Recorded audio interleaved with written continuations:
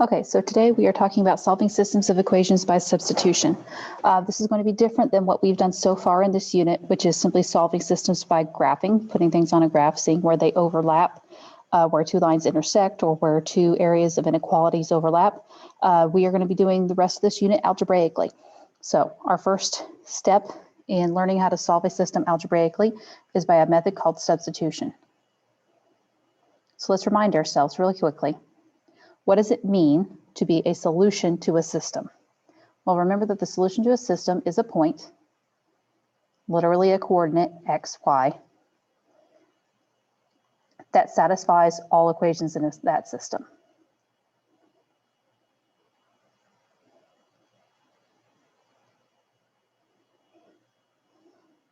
One second, Smart Notebook is being weird with me here. IES.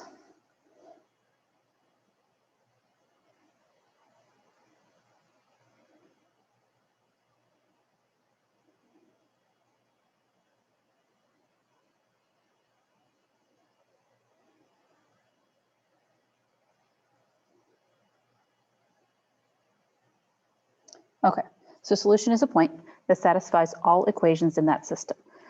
How do we check if our solution is true? Remember, we plug it in and check to see if it's true.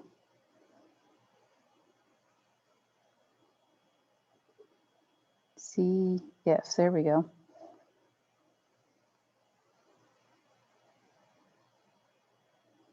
All right, so steps. How do we solve a system by substitution? Step one. Solve one equation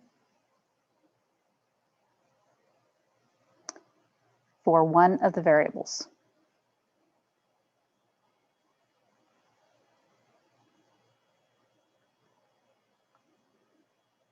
All right, so pick an equation, pick either x or y, solve it for that. All right, step two.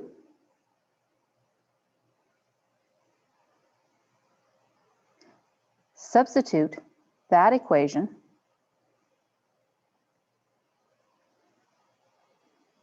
in for the variable in the other equation.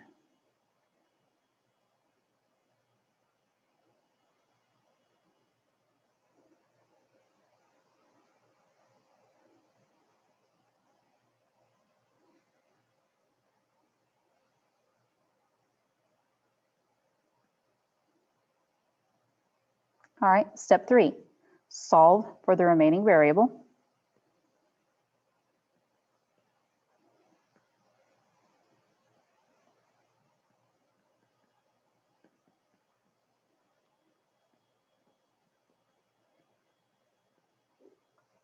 And step four, plug in your answer in the original equation and solve.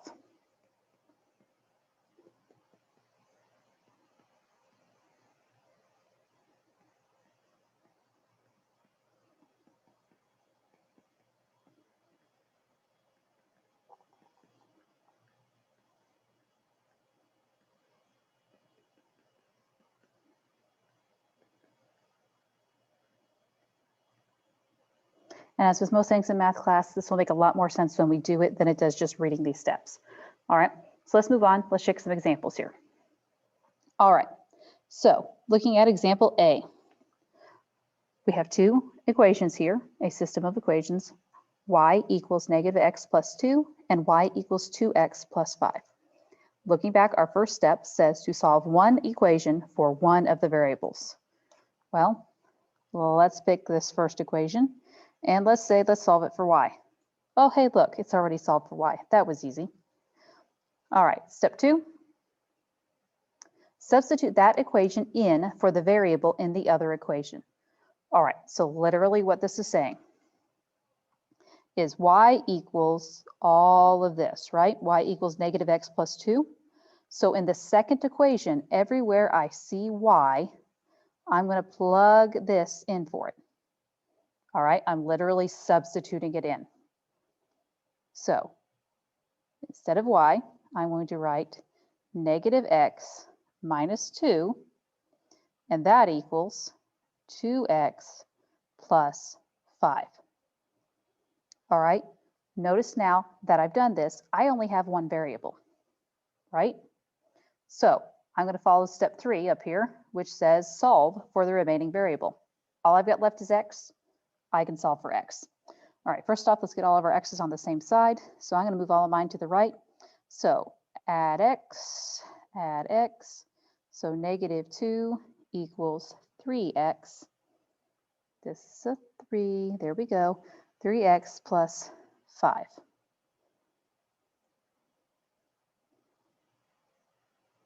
There we go. Now it looks like it's supposed to look. I still want the x's by itself, so I'm going to subtract 5 from both sides. So -7 equals 3x.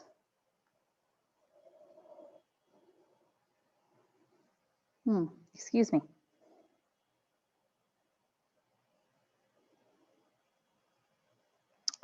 Did somebody notice something? This should have been a -x plus 2. Transcription error. All right, in that case, this is going to be a -3 instead of a -7. That's better. It's going to be a nicer solution. All right, and now I'm going to divide both sides by 3. So I end up with -1 equals x. All right. Next, what it's asking me to do is plug in my answer into the original equation and solve. All right.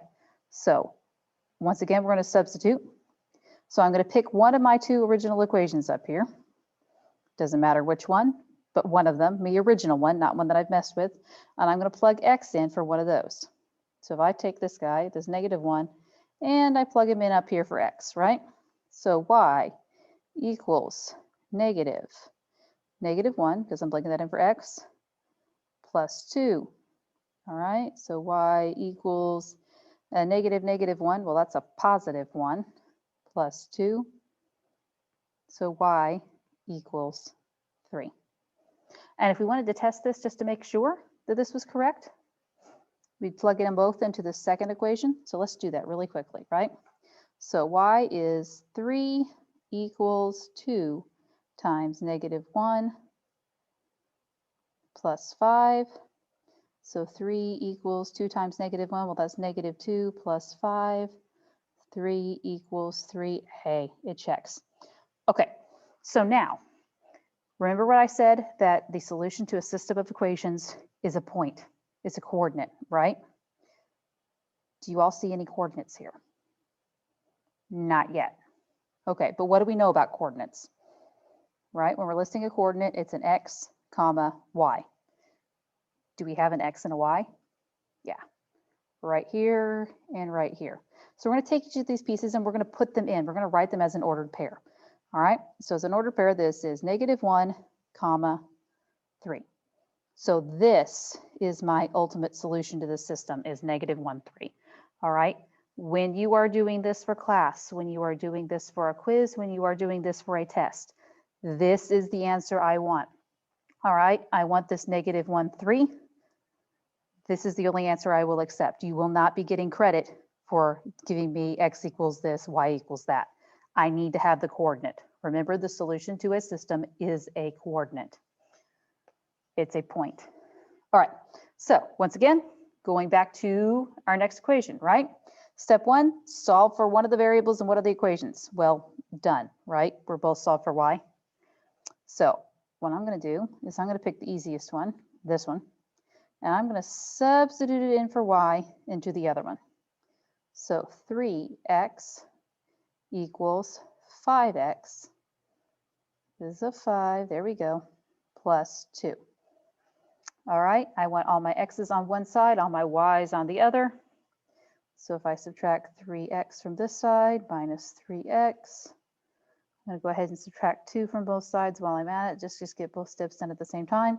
So -2 equals 2x. Divide both sides by 2. So I get x equals -1. Gee, this sounds familiar. All right, so then I'm going to take my -1. I'm going to plug it into one of my equations. Once again, take the easy one, right?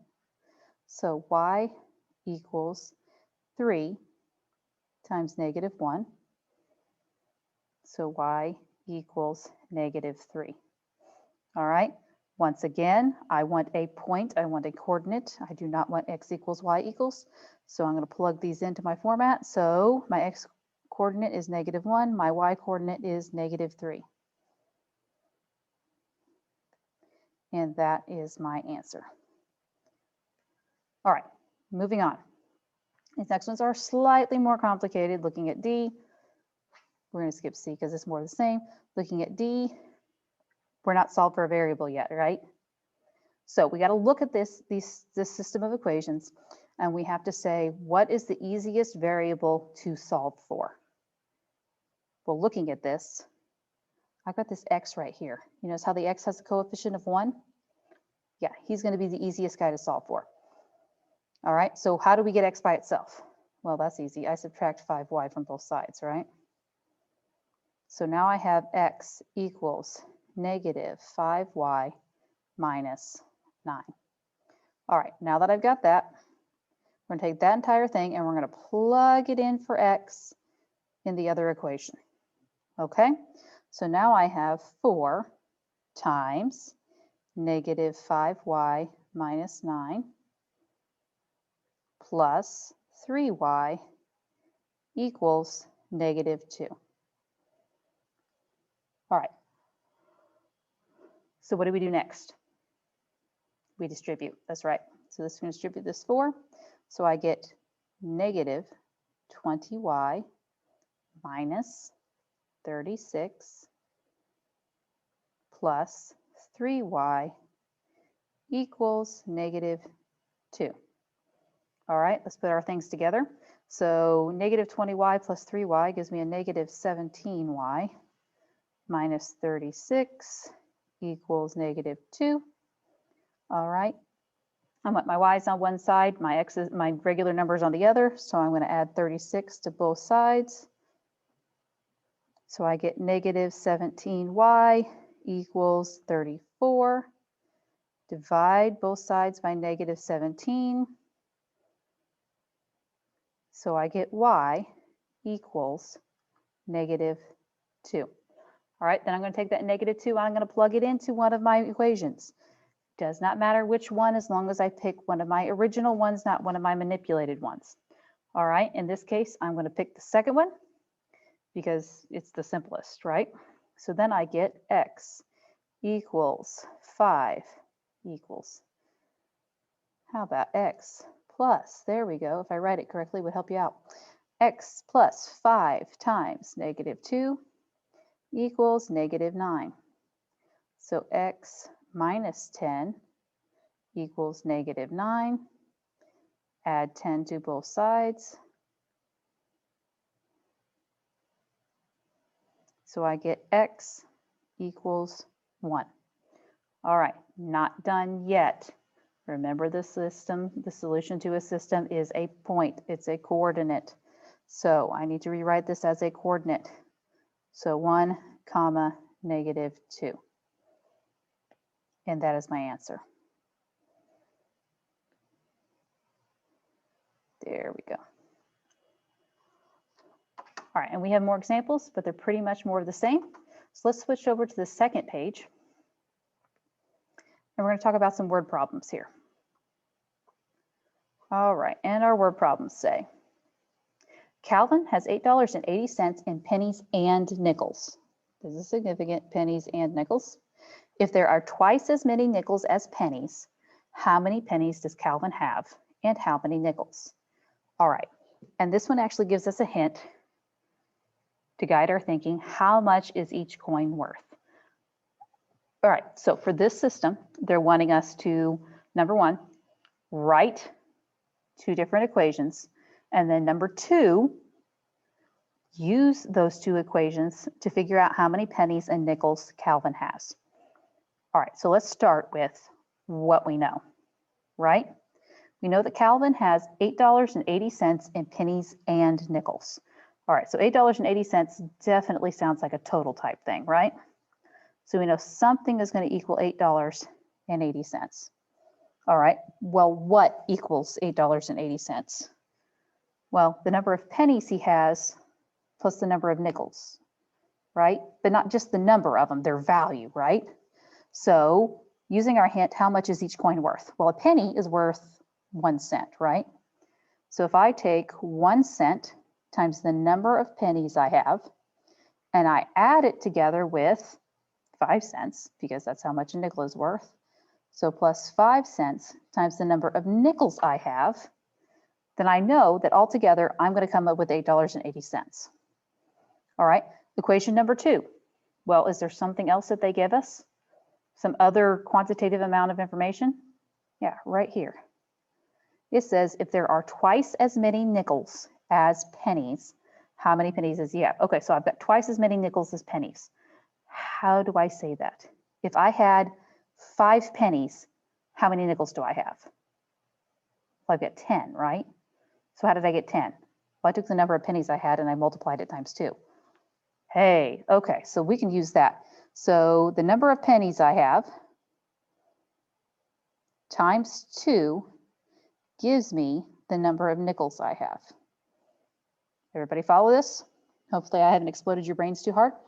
All right, now that I have my 2 equations, we need to follow our steps, right? Step 1 says pick an equation, solve it for one of the variables. Oh, hey, look, this one's already solved for n. Look at us. All right, next, our next step is to take that one and plug it in for the variable in the other equation. So this n equals 2p, so everywhere I see n in the other equation, I'm going to plug 2p in for it.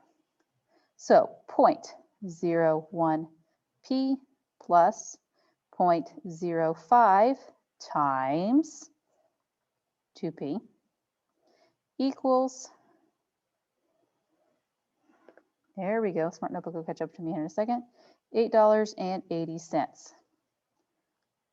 All right, here you're probably going to want a calculator, folks. All right, I do not expect you to deal with all of these decimals on paper. Have a handy dandy calculator, it's worth it. All right, so I want to get p by itself, but first I got to do some multiplication, right? So 0.05 times 2 will give me 0.1, so I have 0.01p plus 0.1p equals 880. So if I add these together, I get 0.11p equals $8.80. I'm going to divide both sides by 0.11. All right, and this is, folks, where I'm telling you, get the calculator. Don't mess with all this decimal nonsense, all right? So $8.80 divided by 0.11 gives me 80. So P equals 80. All right, so as questions, how many pennies does Calvin have? Well, Calvin has 80, let me write over here, answer, 80 pennies.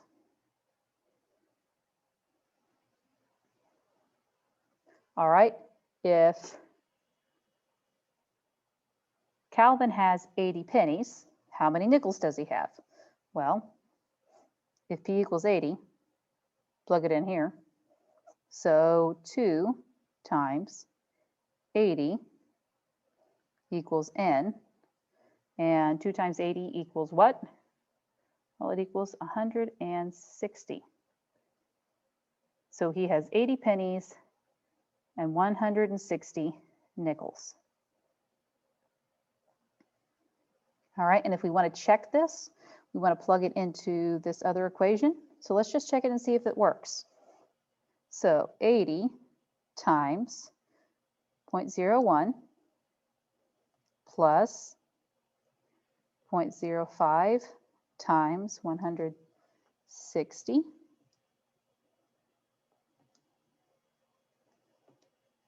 equals $8.80, and it works. All right, so, and I know I've just lectured you on how the solution to a system is a point, all right? But keep in mind, it was not looking for a point here, all right? The solution to the system, if this was an XY variables, would indeed be like 80, 160, right? But it didn't ask us for a point. What did it ask us for? It asks us specifically for how many pennies does he have and how many nickels. Okay, so pay attention what the system is asking for, especially in a word problem. It does not necessarily want you to give it a point. All right, if we're going straight equations, straight systems, no context, give me a point. If it's giving you context and asking you specifically, answer the questions answer what questions were asked. All right, let's scroll down. We're going to do this third one here real quick. All right, in 1 week, a music store sold 9 guitars for a total of $3,611. Electric guitars sold for $479 each, and electric and acoustic guitars sold for $339 each. How many of each type of guitar were sold? All right, so first off, let's look through our word problem here and let's find totals. Okay, well, we know for sure in a whole week they sold 9 guitars, which doesn't sound like a whole lot. But then you find out that the total money they got was $3,611. That's a pretty good profit for, selling 9 guitars. All right, so we know that one of our totals is going to be 9, and one of our totals is going to be $3,611. Okay, so we know our totals. How do we get there? Okay, in 1 week, the music store sold 9 guitars. They sold 9 guitars total. All right, we know that we have 2 different kinds of guitars, right? We have electric guitars and we have acoustic guitars. So the number of electric guitars that they sold plus the number of acoustic guitars that they sold was 9 altogether. We don't know how many they sold of each. They could have sold 1 electric and 8 acoustic. They could have sold 1 acoustic and 8 electric. We have no idea what the breakdown is yet. We're going to find this out. All right. Next, we know that altogether they sold $3,611 worth of merchandise. But again, we don't know the breakdown yet, so how would we figure this out? Well, we know the price for each guitar, right? So we could say that $479 times the number of electric guitars sold plus $339 times the number of acoustic guitars sold would get us our $3,611. Okay, now that we have our equations, we can solve our system. All right, so we're going to look at our equations and we're going to say we're going to pick a variable. I'm just going to randomly pick, let's solve for E, right? And we're going to solve for E in the first equation because it's easier to solve for a variable in the first one than it is in the second. All right, so to get E by itself, I'm going to subtract A from both sides. Minus A, there we go, minus A. So E equals negative A plus 9. Now that I know this, I'm going to take this entire thing and I'm going to plug it in for E in the other equation. So 479 times negative A plus 9 plus 339 times A equals 3,611. All right, distribute my 479. So negative 479A plus, and I'm not going to do this on paper. This is why we have a calculator, right? So 479 times 9 equals 4,311 plus 339A equals 3611. All right, we need to combine like terms. So 339 minus 479. 39 minus 479 equals, all right, so that gives me negative 140A plus 4311 equals 3611. All right, I want my A's all by themselves, so I'm going to subtract the 4311 from both sides. So 3611 minus 4311 gives me a negative 700. So negative 140A equals negative 700. I then want A by itself, so I'm going to divide both sides by negative 140. So A equals negative 700 divided by negative 140 gives me a positive 5. All right, and this is good. All right. What if I had ended up with that A was a negative number? Would that be a problem? Can a music store sell negative amount of guitars? No, not really. And if they did, it would be because somebody returned them. All right, so as you were doing these, apply a little bit of logic. Make sure that your answer that you got is reasonable. Is it possible to sell 5 acoustic guitars in a week? Totally. All right, so if we know that we sold 5 acoustic guitars, how many electric guitars did we sell? All right, I know you all can do this in your head, but let's do the math formally, all right? We're gonna take our 5 and we're gonna plug it into our first equation here, right? So the number of electric guitars that we sold plus A, which we know is 5, equals 9. As soon as Smart Notebook will let me write my 9. There we go. Subtract 5 from both sides. So the number of electric guitars they sold was 4. All right, so we're going to say 4 electric,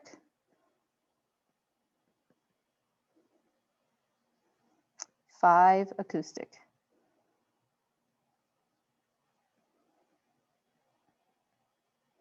And let me fix my 5.